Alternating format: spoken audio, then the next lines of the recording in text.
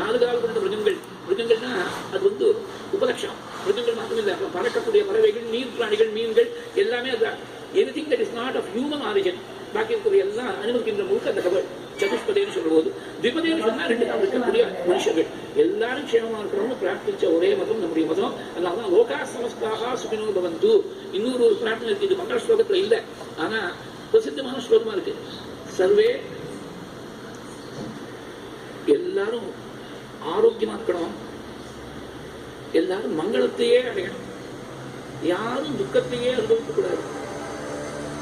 Survey சந்து நிராமயாக, survey பத்ராணி பஷ்யந்து மா கஷ்டித் துக்கபாக் பவேத், சர்வே பவந்து சுகினः, சர்வே சந்து நிராமயாக, சர்வே பத்ராணி பஷ்யந்து மா கஷ்டித் துக்கபாக் பவேத். பிரசித்தமான ஸ்லோகம். யாருமே துக்கத்தை அனுபவிக்கப்படாது.